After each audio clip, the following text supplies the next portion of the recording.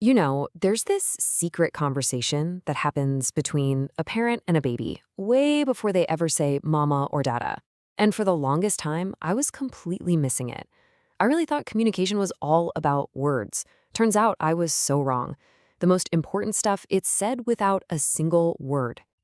This question just haunted me. In those first few months of being a mom, it was like the soundtrack to my life, just playing on a loop every single time my son cried. I honestly felt like I was failing this huge, important test. He was trying so hard to tell me something, and I just couldn't get it.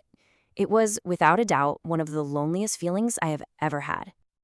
So I had a system. I thought I was being so logical, right? A checklist. Every time the crying would start, I'd run down the list. Fed? Yep. Check. Diaper clean? Check. Tired?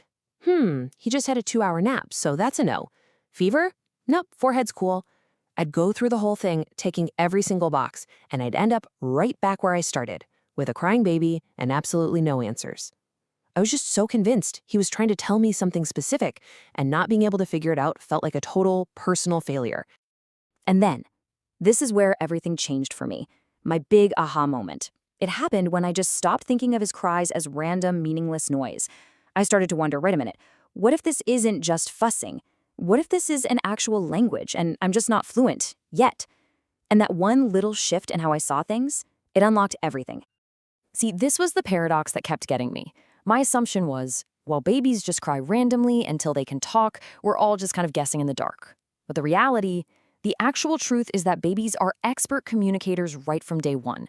They're using this incredibly rich, complex system to tell us exactly what's going on.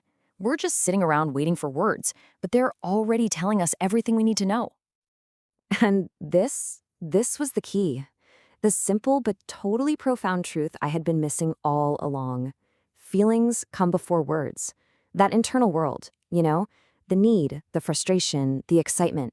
It all exists way before a kid has the words to explain it. I was waiting for the vocabulary, but I needed to be listening for the feelings. And listen, this isn't just some fluffy idea about parental intuition.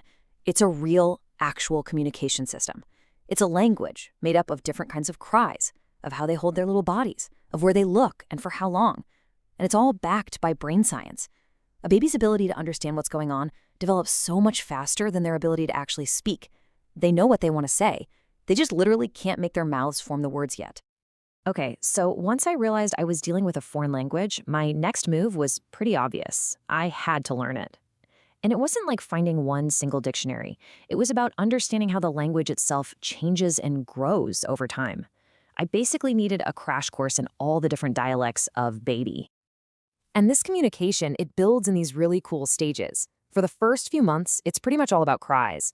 And believe me, there are different pitches and patterns that mean totally different things.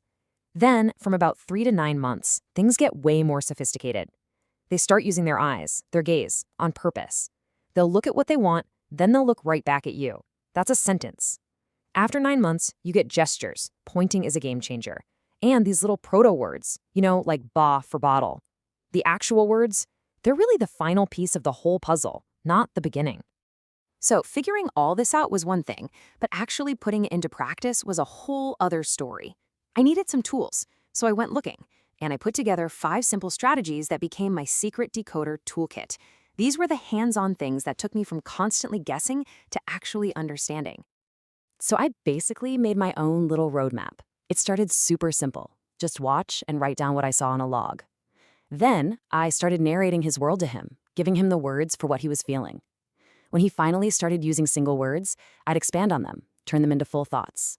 I made a point to teach him feeling words. And for that really tricky pre-verbal stage, a few simple signs, oh man, they were an absolute lifesaver. I have to tell you the story of how it all finally clicked into place.